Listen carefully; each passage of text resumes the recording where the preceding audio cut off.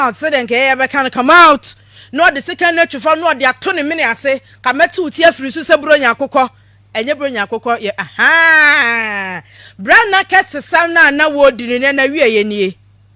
wahu na Lebanese crowd most of them mommy Muslims in kasa be crowd emre kronkron mu a Muslim kasa be crowd no wo ma sundwe ye da die ena watch so you ask you where se bibia da di se wona ne wonfoni num dia kasa me krank ye ni video evidence kenu ano no bibia da di enye nti ne akwache no no ene ne kenu ki ni nasem say ye di nasem the make count him say ye ni nasem kire say the make count ye ni kase ye ni obi asem a kire say wadifo awie na ke ye ni sem ye ni o enye say ye mfa ne court na obisa ni say una wo ye ye na okaje say no ye ya ama akan kasa no wokan kase ye ni obi asem a e kire say wadifo e kire say ye mfa ne ye say ye bre wo aha chasi ye say ye bre wo enti crash no a ye friend Osman Brustani no wono ne Lebanese anu wodi akesesema kakabensam kire so wo bema bra na banka ba egu ni nsa no a aposifo anya no nti se de Ghana merate no so obi timi twe so kan wo bohem edi kokogina obi so se ompie mra no wontiniti na se mrade ne ho beche no a eduru ho no mo a eni ebewu na wa fan man sei fan boy fresh boy pink lips adan na wo yes na adwen eda ni tim na enye be nipa no ogyan de mo amudi na tem no I bet differ obi ye boni aka ne boni a wa ye nti na mo ho ofe ne dada mo na kromfo ne hye suit wi amo no ni suban na enye be body na ogyan de nke ye kama anamboa amako wani mo mami nkomeni ma haye Angel 102.9 Rebu Angel TV studio okina forecast akesi enam so hodi bo forecast akesi enam so minkasa enye fine yenwa no wo yentumi anye wo mu sika to so akesi ye betumi aboa atwie bibi dia aboa wo man ni nyina ya reject agya ni nyina osofo menim se ebia na hono yam se epo anhyada na kurum ho muti abrante ne se mokoro na me address no sofo chief se Burkina Togo focus na Ghana says kali nyina bana reject muti o na me yina says kali nyina bana reject edu obaje se abana tima reject sika kase we 11 obaje in the sofo chief se unim se ababia tima reject sika aso ama Ghana ni ama Cote d'Ivoire ni ama Togo ni so won fa ne ka atwam Ghana ni wo so mentua wo so twam a ade na 11 so no wo be ka ho asem ade na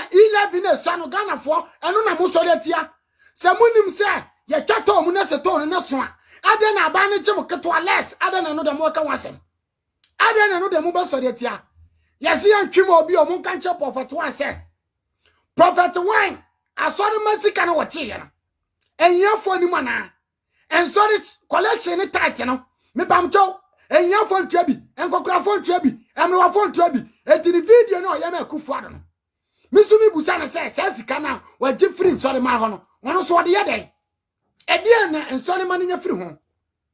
o ma kan cham se wo hwe nsori ma school ni entwa na asori ba bia di free education mu ye entwa na asori ba bia di ye kwhwe opambo asori ma me bia wom papa bi awom akra bi awom akofri education ye ntwa ni din frim ye hu se wo wo de hu sori sika no e hwe wo sori ma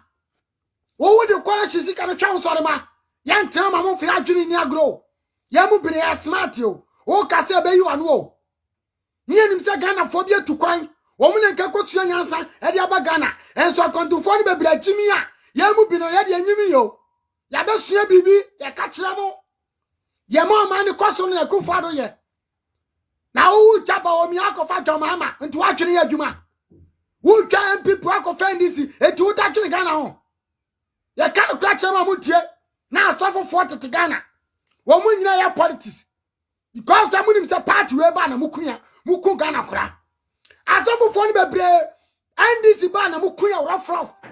muku ni pa rough akra keto anama kwaje na mo twitwa no ni akuno ni acheno enu tie ndc na mo pe go ku far ba wontimi ku Ghana ni ba ma tone ba ma we de nya opambo na me kan asofofo ni bi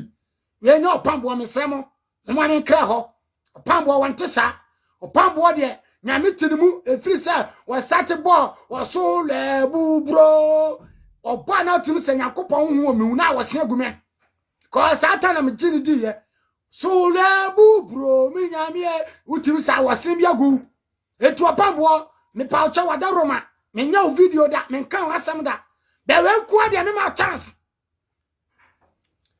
Reverend opambo prophet one nation prophet answer that me minimum oduno nation prophet kam di wachi na me no nyam di man ka be koye pa enso sukulu mentimi anko bio because of free education you people must respect the Kufuor government. Because of the free education you people must support the Kufuor government and keep quiet over there and stop your pastor sano na so for kwenya hwefiri mo hey yamu bi ya sam ne ya kan o mutio o so for bi ti wo e na da bia na obrase Kufuor misumi foron pa ni body din na e ti esuro bi ya e bebo obi adi ko no kra no o kan kra me esuro kofi odro sori anu o kasetia non sa no so na opambo no mta akona me foron pa kasetia president no kasetia na nado aban ye brase ni makum yenu ma so jai because so for ese me kan me power na utimi jai e brase o makum yenu me kan ase makum yenu a wa so de baby the video ma be kira wo be jai because yan tira ma mo fe adwiri ni agro ye te Ghana asofofo na eku Ghana asofofo na ti Ghana sika nyina Ghana akwa hepek aya Ghana asofofo one man churches muna mama Ghana kwa hepek mu wi na mo masa ba mu se mu de munnim wo hwe na mo condemn aban bi aba ena Ghana fon kra ko school aban bi aba ye go kwan papa hwe kasa mu dedam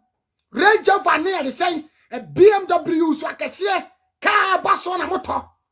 na me adwuma mu ya mu na moto ka akese wo wi ase mu na moto ko Ghana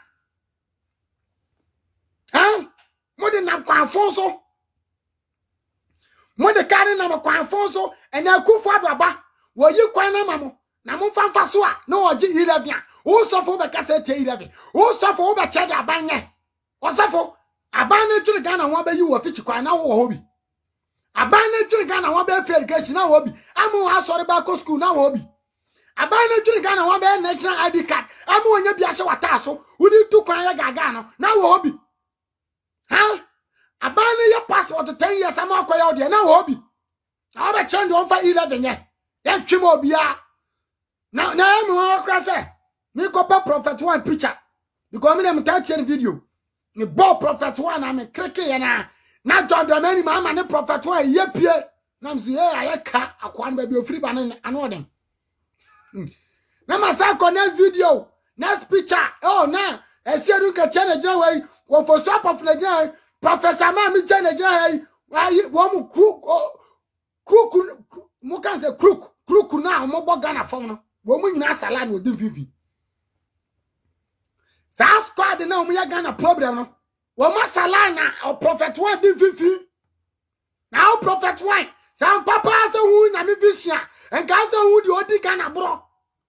prophet one yan papa say hu nya mi vision hu Ghana do be ya Ghana yi say ka hu say san ko fi anu mo jina we wo mu ya wudifo